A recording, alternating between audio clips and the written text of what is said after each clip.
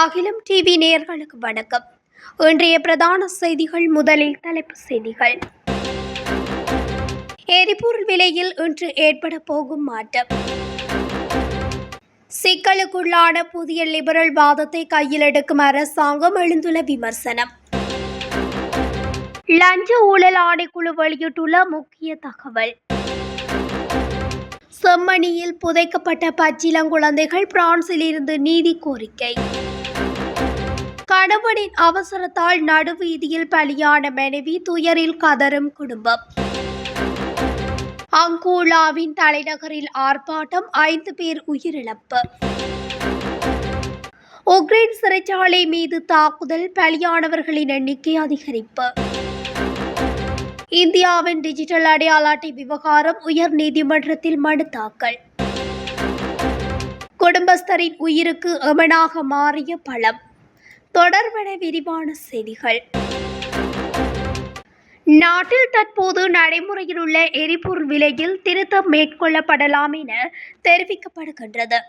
மாதாந்த எரிபொருள் விலை திருத்தத்திற்கு அமைய இவ்வாறு எரிபொருளின் விலையில் மாற்றங்கள் ஏற்படுத்தக்கூடிய வாய்ப்புகள் உள்ளன. இன்று நள்ளிரவு முதல் நடைமுறைக்கு வரும் வகையில் இந்த திருத்தங்கள் அறிவிக்கப்படலாம். கடந்த மாத திருத்தத்தின் போது எரிபொருட்களின் விலை சடுதியாக அதிகரிக்கப்பட்டிருந்தது. இதன் காரணமாக பொதுமக்கள் கடுமையான எதிர்ப்புகளை வெளியிட்டிருந்தனர். இதேவேளை கடந்த மாத எரிபொருள் விலை திருத்தத்தின்படி 92 ஒக்டேன் ரக பெட்ரோல் லீட்டர் ஒன்றின் விலை 12 ரூபாவினால் உயர்த்தப்பட்டிருந்தது.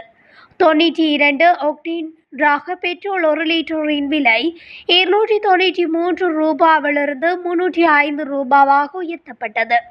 மேலும் வெள்ளை டீசல் லீட்டர் ஒன்றின் விலை 15 ரூபாவினால் உயர்த்தப்பட்டது.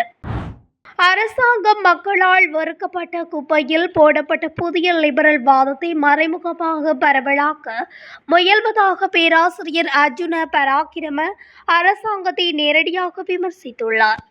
மோசடி அரசாங்கங்களை வருத்தி நாம் தேசிய மக்கள் சக்தி அரசாங்கத்தை ஆட்சி பீடம் ஏற்றினோம். ஆனால் அரசாங்கம் புதிய லிபரல் வாத அரசாங்கத்தின் கல்வி மறுசீரமைப்பையே முன்வைக்க முயற்சிக்கின்றது. கல்வி மறுசீரமைப்பு தொடர்பில் பேராசிரியர்களுடனான கலந்துரையாடலில் உரையாற்றும் போதே மேற்கண்டவாறு தெரிவித்துள்ளார். கல்வி மறுசீரமைப்பு விடயத்தானத்தில் கடந்த வருடமும் அதற்கு முன்னைய வருடங்களில் எங்களுக்கு ஒரே விடயத்தை திரும்ப திரும்ப சொல்ல வேண்டி ஏற்பட்டது. வேறு ஒன்றும் கதைப்பதற்கு இல்லாமல் இல்லை. நாங்கள் சொல்வதை அவர்கள் கேட்கவில்லை என்பதாலே அவ்வாறான செயற்பாட்டில் முயற்சித்தோம். அவ்வாறே புதிய கல்வி மறுசீரமைப்பு விடயத்தானத்திலும் அதை செய்ய வேண்டியுள்ளது என்றார். ஒரே விடயத்தை திரும்ப திரும்ப கூறும் நோய் எமது நாட்டுக்கு மட்டுமே உரித்தானது அல்ல. இது பெரும் சிக்கலாக உள்ளது. அது அவ்வாறு இருக்க இலங்கையின் முக்கிய நிகழ்வுகள் முதலில் பேரழிவாகவும் பின்னர் அதிசயக்க பேரழிவாகவே ஏற்படுகிறது. நாம் வேண்டாம் என்று விரட்டி அடித்த புதிய லிபரல் வாத மற்றும் மோசடியான சீர்திருத்தங்களை எமது அரசாங்கம் அதற்கு அப்பால் சென்று பெரும் சிக்கலான சீர்திருத்தங்களாக முன்வைப்பதே எமது முன்னோட்டமாகும். எனக்கு தெரிந்த வரை கல்வி மறுசீரமைப்பு தொடர்பில் யாரிடமும் இவர்கள் கதைக்கவில்லை. அனைவருடனும் பேச்சுவார்த்தை நடத்தி தீர்மானம் எடுப்பதையும் தீர்மானித்துவிட்டு அதை எடுத்துரைப்பதையும் அரசாங்கம் குழப்பத்தில் ஆழ்த்தியுள்ளது. தீர்மானம் எடுத்துவிட்டு எங்களிடம் சொன்னால் உங்களுக்கு என்ன செய்ய முடியும், அதையே அரசு செய்கின்றது என்று தெரிவித்துள்ளார். 2025ஆம் ஆண்டின் முதல் 6 மாதங்களில் லஞ்சம் தொடர்பான சம்பவங்கள் தொடர்பாக 34 நபர்கள் கைது செய்யப்பட்டுள்ளதாக லஞ்சம் அல்லது ஊழல் குற்றச்சாட்டுகளை விசாரிக்கும் ஆணைக்குழு தெரிவித்துள்ளது. இந்த ஆண்டு ஜனவரி 1ஆம் தேதி முதல் ஜூன் 30ஆம் தேதி வரை 3022 முறைப்பாடுகள் கிடைத்துள்ளதாக ஆணைக்குழு தெரிவித்துள்ளது. இதன்படி குறித்த காலகட்டத்தில் 54 சோதனைகள் நடத்தப்பட்டு 34 சந்தேக நபர்கள் கைது செய்யப்பட்டதாக தெரிவிக்கப்படுகிறது. இதேவேளை ஆண்டின் முதல் 6 மாதங்களில் கூடுதலாக லஞ்சம் தொடர்பான சம்பவங்கள் தொடர்பாக 6 பொதுமக்களும் கைது செய்யப்பட்டதாகவும் ஆணைக்குழு மேலும் தெரிவித்துள்ளது. அத்துடன் அந்த சந்தேக நபர்களில் இலங்கை காவல்துறையைச் சேர்ந்த 10 அதிகாரிகள், நீதியமைச்சின் 5 அதிகாரிகள், சுகாதார அமைச்சின் 2 அதிகாரிகள் மற்றும் இலங்கை போக்குவரத்து சபையின் 2 அதிகாரிகளும் அடங்குவதாகவும் தெரிவிக்கப்படுகிறது. இலங்கையில் தமிழ் மக்களுக்கு எதிராக போர்க்குற்றங்கள் மனித குலத்திற்கு எதிரான குற்றங்கள் இடம்பெற்றது என்பதை பிரான்ஸ் அரசாங்கம் அங்கீகரிக்க வேண்டும் என பிரான்ஸ் நாடாளுமன்ற உறுப்பினர்கள் வேண்டுகோள் விடுத்துள்ளனர். அத்துடன் செம்மணி மனித புதைகுழிகள் சர்வதேச நீதிமன்றத்தின் முன் சட்ட நடவடிக்கைகளை ஆரம்பிப்பதற்கும் இவற்றிற்கு காரணமானவர்களை பொறுப்பு கூறலுக்கு உட்படுத்துவதற்கும் முக்கியமான வாய்ப்பை வழங்குகின்றதாகவும் அவர்கள் சுட்டிக்காட்டியுள்ளனர். பிரான்சின் LFI மற்றும் NFP கட்சியைச் சேர்ந்த நாடாளுமன்ற உறுப்பினர்கள் வெளியிட்டுள்ள செய்திக்குறிப்பொன்றில் இவ்வாறு குறிப்பிடப்பட்டுள்ளது.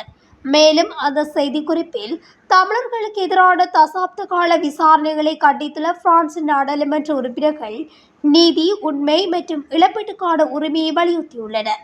யுத்தத்தின் இறுதி மாதங்களில் இலங்கை அதிகாரிகளால் ஆயிரக்கணக்கான தமிழர்கள் படுகொலை செய்யப்பட்டதாகவும் பல அறிக்கைகள் கொல்லப்பட்டவர்களின் எண்ணிக்கையை 40,000 என குறிப்பிடுவதாகவும் பல்வேறு நிபுணர்களின் கருத்துப்படி இது பெரும்பாலும் குறைத்து மதிப்பிடப்பட்ட எண்ணிக்கையாகும் என சுட்டிக்காட்டியுள்ளார்.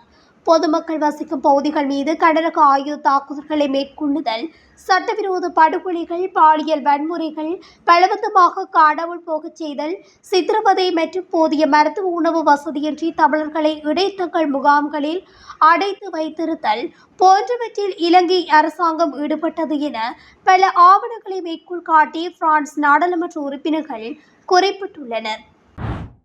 இன்று கொழும்பு மருதானையிலிருந்து நவலப்பட்டி நோக்கி பயணித்த மோட்டார் சைக்கிள் அதே திசையில் பயணித்த லொரியை முந்தி செல்ல முயன்றபோது ஏற்பட்ட விபத்தில் மோட்டார் சைக்கிளை பயணித்த மனைவி சம்பவ இடத்திலேயே உயிரிழந்தார். மோட்டார் சைக்கிளை ஓட்டிச் சென்ற கணவர் படுகாயமடைந்து நாவலப்பட்டி மாவட்ட பொது வைத்தியசாலையில் அனுமதிக்கப்பட்டார். விபத்தில் உயிரிழந்தவர் கொழும்பு மருதானையைச் சேர்ந்த 44 வயதுடைய 2 குழந்தைகளின் தாயார் ஆவார். இவ்விபத்து இன்று அதிகாலை நிகழ்ந்துள்ளது. மோட்டார் சைக்கிளின் சாரதியின் கவனக்குறைவே விபத்துக்கு காரணம் என்றும் சந்தேகத்தின் பேரில் லொரியின் சாரதி கைது செய்யப்பட்டதாகவும் தெரிவிக்கப்படுகிறது. அங்கோலாவின் தலைநகர் லுவாண்டாவில் நடைபெற்ற ஆர்ப்பாட்டங்களில் ஒரு காவல்துறை அதிகாரி உட்பட 5 பேர் கொல்லப்பட்டனர். இதனையடுத்து 1200க்கும் மேற்பட்டோர் கைது செய்யப்பட்டதாக தெரிவிக்கப்படுகிறது. பெட்ரோல் விலை உயர்வுக்கு எதிராக வாடகை வாகன ஓட்டுநர்கள் நடத்திய 3 நாள் பணி நிறுத்தமே நாடளாவிய ரீதியில் ஆர்ப்பாட்டங்களுக்கு வழியை ஏற்படுத்தியது. இந்த நிலையில் கடந்த திங்களன்று தலைநகரில் ஆயிரக்கணக்கான மக்கள் ஆர்ப்பாட்டங்களில் கலந்து கொண்டனர். இதன்போது வீதிகள் அடைக்கப்பட்டு வியாபார தலங்கள் சூறையாடப்பட்டதாகவும் வாகனங்கள் எரியூட்டப்பட்டதாகவும் தெரிவிக்கப்படுகின்றது. அத்துடன் ஆர்ப்பாட்டத்தில் ஈடுபட்டவர்களுக்கும் காவல்துறையினருக்கும் இடையில் மோதல்கள் ஏற்பட்டுள்ளது. உக்ரைனில் உள்ள சிறைச்சாலை மீது ரஷ்யா நடத்திய தாக்குதலில் 22 பேர் உயிரிழந்ததுடன் 100க்கும் மேற்பட்டோர் காயமடைந்ததாக தெரிவிக்கப்படுகிறது. தென்கிழக்கு சபோரிஜியா பகுதியில் உள்ள சிறைச்சாலையை குறிவைத்து ஆளில்லா விமான தாக்குதல் நடத்தப்பட்டுள்ளதாக சர்வதேச ஊடகங்கள் தெரிவிக்கின்றன.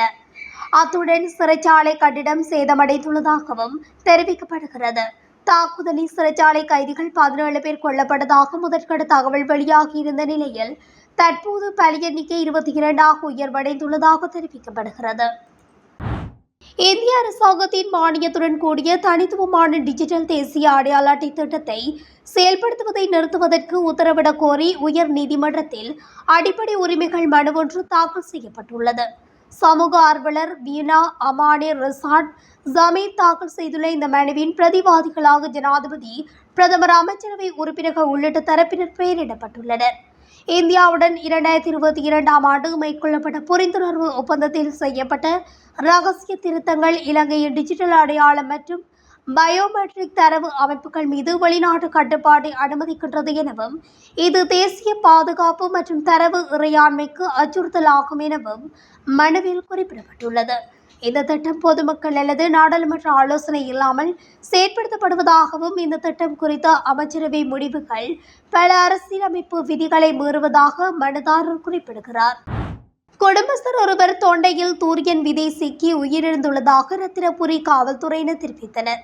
குறித்த சம்பவம் எகலியகொட பரகடுவ பகுதியில் இடம்பெற்றுள்ளது. 3 பிள்ளைகளின் தந்தையான 86 வயதுடைய ஆரியதாச வீரசிங்க என்ற நபரே இவ்வாறு உயிரிழந்துள்ளார். வைத்தியசாலையில் தீவிர சிகிச்சை பிரிவில் சிகிச்சை பெற்று வந்த நிலையில் அவர் சிகிச்சை பலனின்றி உயிரிழந்துள்ளார். இரத்தினபுரி போதனா வைத்தியசாலையின் மரண விசாரணை அதிகாரி ஹரீந்திர லக்மின தென்னுக்கோடால் பிரேத பரிசோதனை மேற்கொள்ளப்பட்டது. இதன்போது சாட்சியமளித்த உயிரிழந்தவரின் மனைவி தனது கணவரின் தொண்டையில் ரம்புட்டான் விதை சிக்கியதாக தெரிவித்திருந்தார். எனினும் பிரேத பரிசோதனையில் தூரியன் விதை தொண்டையில் சிக்கியதால் மரணம் ஏற்பட்டுள்ளதாக உறுதிப்படுத்தப்பட்டுள்ளது. இத்துடன் அகிலம் டிவியின் இன்றைய பிரதான செய்திகள் நிறைவடைகின்றன. தொடர்ச்சியாக செய்திகளை அறிந்து கொள்ள அகிலம் டிவி ஊடகத்துடன் இணைந்திருங்கள். நன்றி, வணக்கம்.